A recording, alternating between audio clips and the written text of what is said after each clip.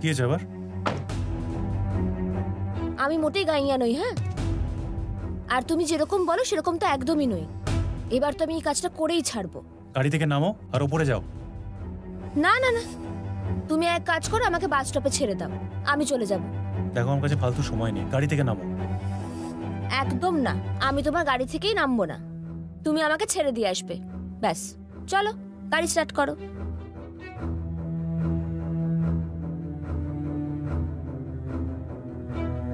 Useless.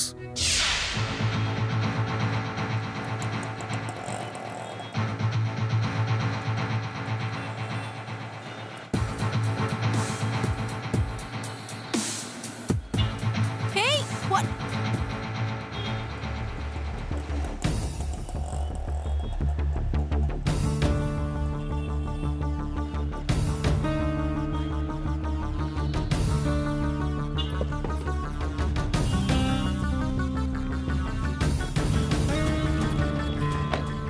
শোনো, আমি বিল জমা করে দেবো, কোনো গন্ডগোল হবে না, হ্যাঁ? যা গন্ডগোল হওয়ার তো হয়েই গেছে।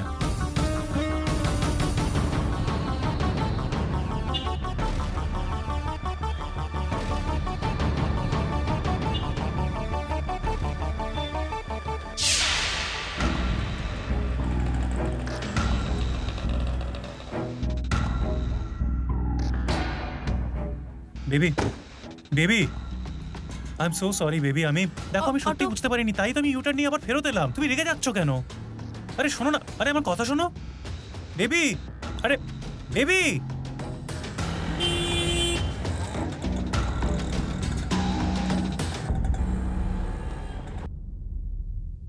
Thank you. Stupid.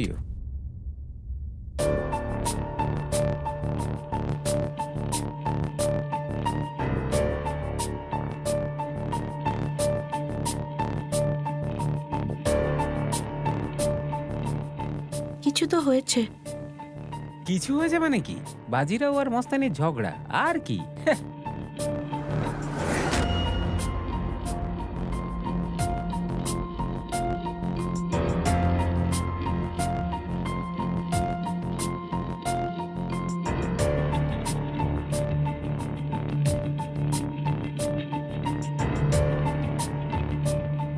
Father Raghu স্যারকে রক্ষা করুন, এই মেয়েটা জানিই না ও কি করছে। ম্যাডাম তো দেখলাম প্রামাণিক স্যারের কেবিনে ঢুকলেন। আচ্ছা, হ্যাঁ,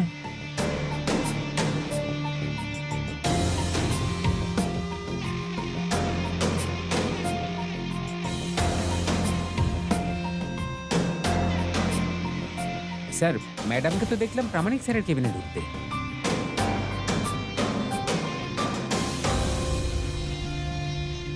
excuse me. Accept my resignation. See you later, Sonia Banerjee.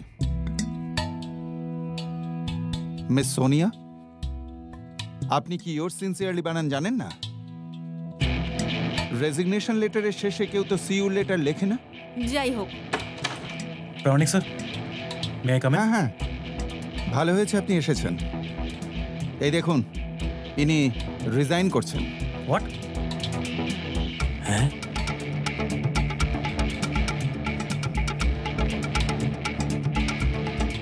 Sonia, what is this? আমি ডিজাইন করছি এন্ড দ্যাটস অল।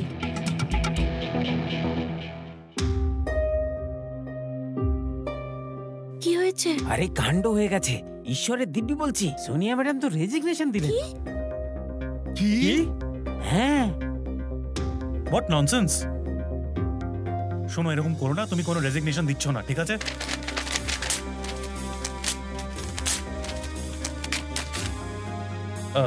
শোনো, তুমি আমার সঙ্গে একটু চলো, আমরা কেবিনে বসে কথা বলি প্লিজ। নো ওয়ে, আমার কিচ্ছু বলার নেই। সোনিয়া প্লিজ আমার সাথে একটু চলো, আমার কথা আছে। প্লিজ। আমার কিছু বলার নেই। Please. Good morning guys. Good morning sir. Good morning. Good morning sir. যেটা বলছিলাম, প্রামাণিক স্যার, এক্সকিউজ আস।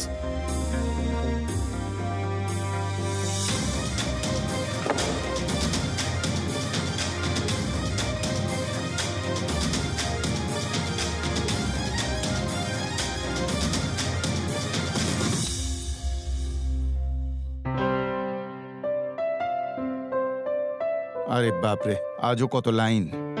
আজও মনে হয় না বিল জমা দেওয়া যাবে। শুনছেন, হ্যাঁ বিল জমা দিতে এসেছেন? হ্যাঁ, তাহলে জমা দিন। এই বয়সে 10-15 মিনিটও লাইনে দাঁড়ানোর ক্ষমতা নেই আমার। আরে চিন্তা করতে হবে না, আপনি আমার সামনে দাঁড়ান। ওখানে? হ্যাঁ, আসুন আসুন। থ্যাঙ্কস, তুমি বলে সাহায্য করলে।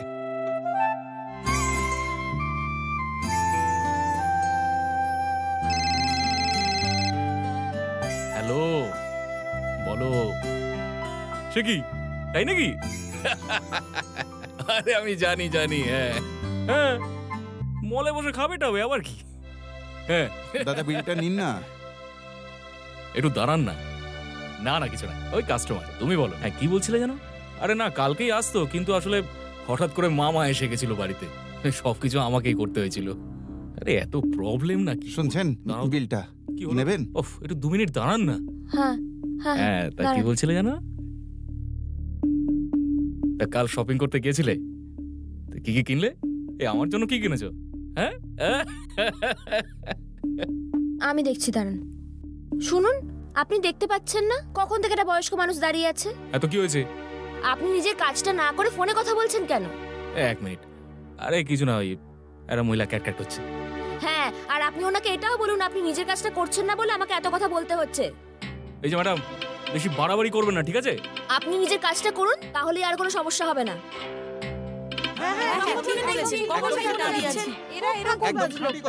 কখন থেকে এতগুলো লোক দাঁড়িয়ে আছে বিল জমা দেওয়ার জন্য, আর আপনি ফোনেই কথা বলে যাচ্ছেন খালি।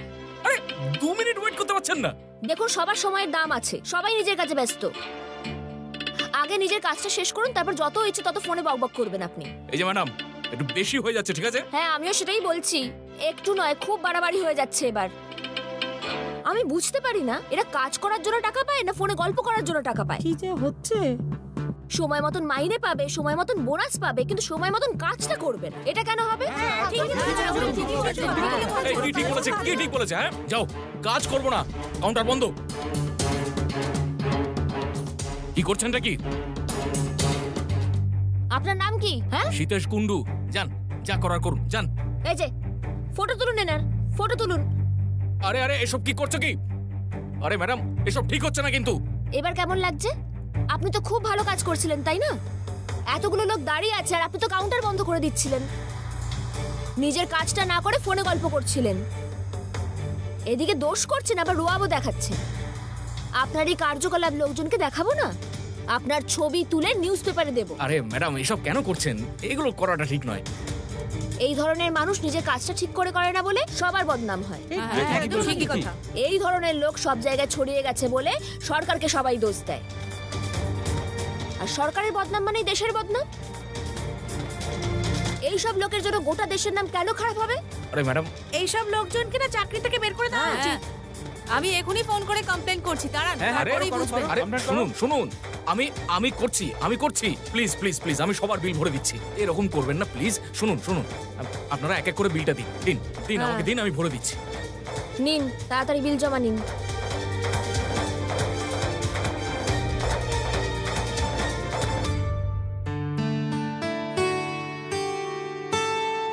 বেবি প্লিজ, তুমি কেঁদো না, আমার কথাটা শোনো।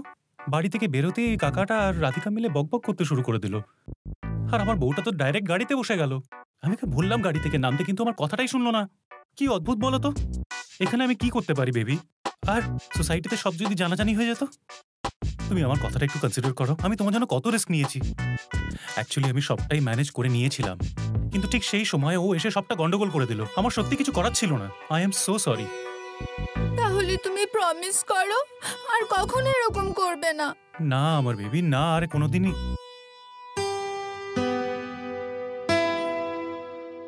বেবি, তোমার ইয়ারিং গুলো কোথায় গেল? কোথাও পড়ে গেছে হয়তো। পড়ে গেছে মানে? কিন্তু একইবারে দুটো কানের দুল কি করে পড়ে গেল? তুমি সকালে পড়েছিলে না? হ্যাঁ, পড়েছিলাম। ও ফিশ হারিয়ে গেল। হারিয়ে গেল মানে? এগুলো তো এক্সপেন্সিভ। হ্যাঁ, কিন্তু এখন তো হারিয়ে গেছে। দাঁড়াও 1 মিনিট। হ্যাঁ, বাই ডার্লিং, মিস ইউ। আরে চলো না। ও মাই গড রঘু, আমি ওটা ফেলে এসেছি। কোথায়? কোথায় মানে কি? তোমার বাড়িতে, তোমার বেডরুমে। ইলেকট্রিসিটি বোর্ডের লোকটাকে তুমি উচিত শিক্ষা দিয়েছো। এদের কাছে অন্যের সময়ের কোনো দামই নেই, সব জায়গায় এরকম হয়। আমি তো সেটাই বলছি, এরকম হয় নাকি? আমি প্রথমবার বিল জমা দিচ্ছি নাকি? গ্রামে যখন থাকতাম তখন তো আমি বিল জমা দিতাম, এমনকি আগে যেখানে থাকতাম সেখানেও আমি বিল জমা দিতাম, তখন তো অত সময় লাগতো না। কিন্তু আমার এটা জেনে ভালো লাগছে যে রাঘব তোমাকে এই কাজটা দিয়েছে, তোমাকে ভরসা করেছে। না হলে সিনেমা দেখতে যেতে চাইলেও স্বামীর অনুমতি দরকার, আর সেখানে গিয়ে সিঙ্গারা খাবো না পপকর্ন সেটাও উনি বলে দেবেন। মাসিমা, রেবতীও এই একই কথা বলছিল, কিন্তু ওর কথা আমার ঠিক লাগেনি। স্বামীরা কি ইচ্ছে করে স্ত্রীর সাথে এরকম ব্যবহার করে?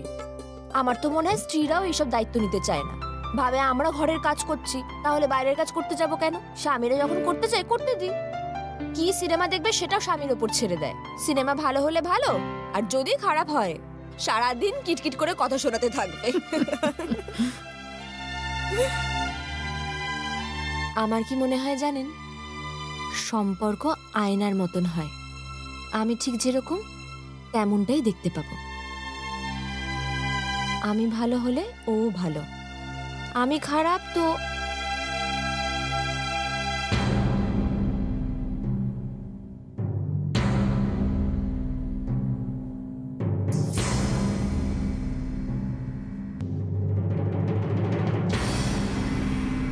এটা কি? কি হলো আবার? এই দুলটা তোমারই তো। না তো, নতুন মনে হচ্ছে তো দেখে। আরে রাঘব রেখেছে হয়তো সারপ্রাইজ দেবে বলে। কিসের সারপ্রাইজ? তেমন কিছু তো নেই। আকাশের বার্থডে আসছে, আমার তো না। আর আমি তো এই ধরনের দুল পরিও না। আরে তুমি তো একটু আগে বললে যে তুমি ভালো হলে তোমার স্বামীও ভালো হবে। আরে তোমার মতো বউ রাঘব আর কোথাও পেত না। আমাদের ঘরেই দেখো না, আমার ছেলে বৌমার মধ্যে কে স্বামী কে স্ত্রী সেটাই বোঝা যায় না। মাসিমা, কি যে বলেন না আপনি। মা কোথায় গেলেন? আসুন না। আরে আসছি আসছি। শোনো, জন্মদিনে কোনো কাজ করতে হলে আমাকে বলবে, কেমন? কিন্তু মাসিমা, আপনার বৌমা। তুমি এত ভেবো না তো, আমি সামলে নেব।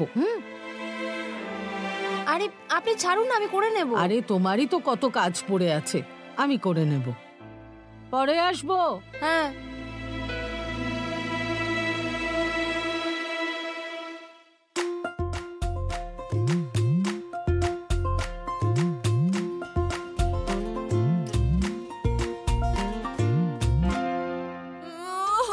রঘু, এবার কি হবে? আমি কি করব? Baby please don't Cry, please don't Cry. তুমি কেঁদো না, তুমি কেঁদো না প্লিজ।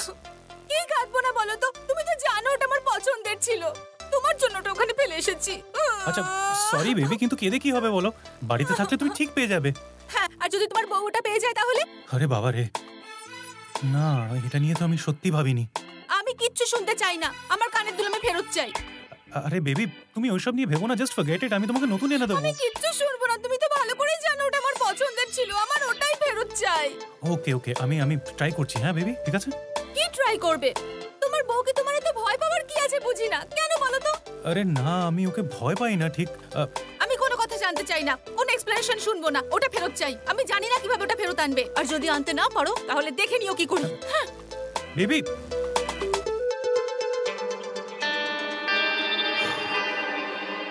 Deep breadth.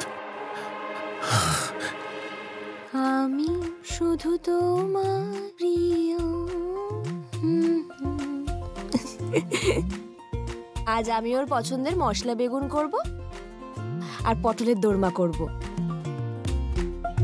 সব ওর পছন্দের রান্না করব। দেখেই অবাক হয়ে যাবে। আমিও তখন বলবো, কি দেখছো? আমার দিকে ওরকম তাকিয়ে আছো কেন? তুমি কি ভেবেছিলে সারপ্রাইজ তুমি একাই দেবে নাকি? আমিও তোমাকে দিতে পারি সারপ্রাইজ।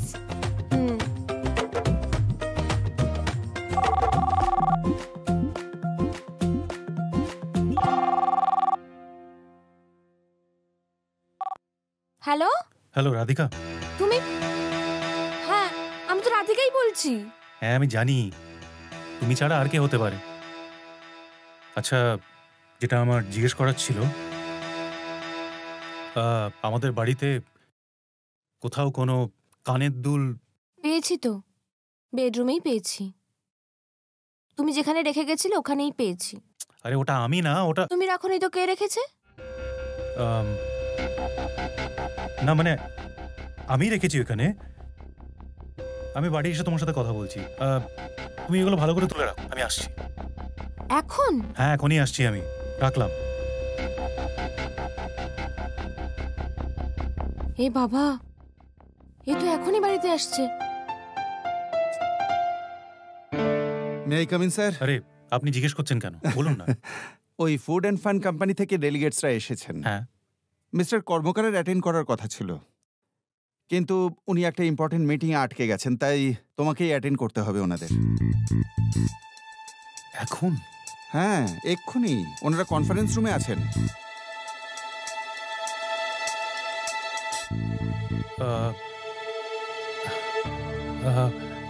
হ্যাঁ ঠিক আছে, আমি 2 মিনিটে মিটিংয়ে জয়েন করছি।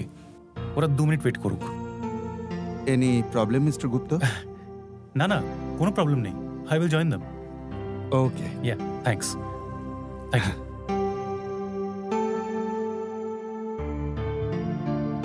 এদেরও এখনই আসার ছিল। ইস,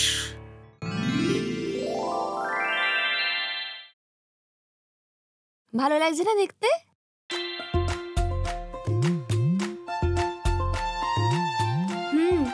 কিন্তু তুমি তো এরকম পড়ো না, মানে মডার্ন তো, তাই। ওসব ছাড়ো তো, দিয়েছে এটাই বড় কথা। এমনিতেও তো আমার স্বামী মডার্ন, আমার তো খুব পছন্দ হয়েছে। একেবারে সিনেমার মতন সারপ্রাইজ দিয়েছে আমাকে।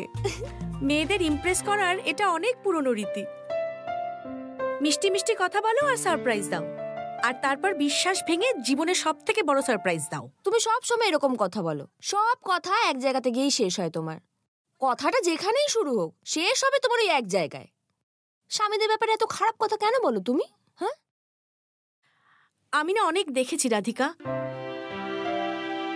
ভগবান না করুক তোমার সঙ্গে এরকম কোনোদিনও হয়, তাহলে তুমিও বুঝতে।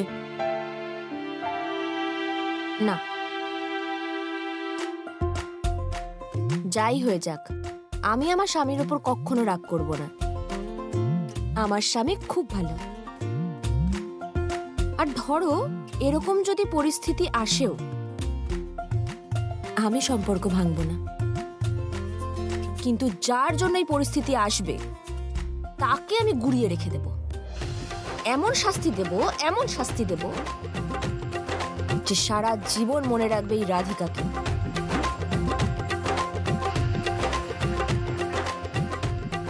এরম ভাবে দেখছো কেন? কিচ্ছু না, ছাড়ো, বাদ দাও। কাল বিকেলে আকাশের জন্মদিন আছে, মনে আছে তো? হ্যাঁ চলো, লিফট এসে গেছে। নেহা চলে আয় আকাশ।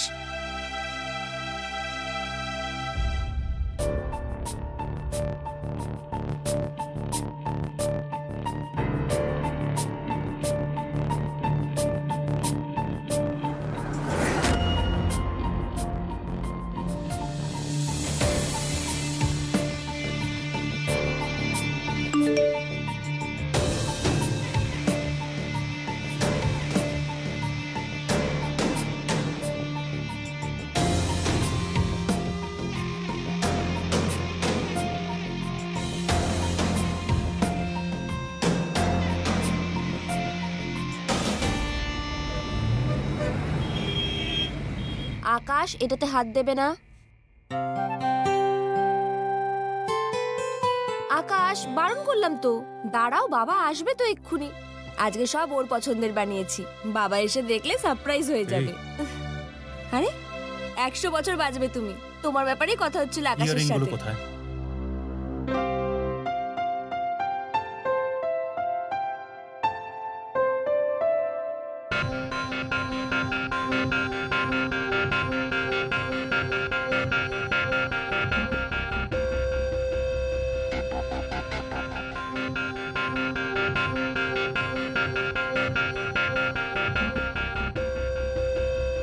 তোমার মাথা খারাপ হয়ে গেছে? এইগুলো তুমি কেন পড়েছো রাধিকা? আরে তুমি তো আমার জন্য রেখে গেছিলে ওখানে। আমি কেন রাখতে যাব?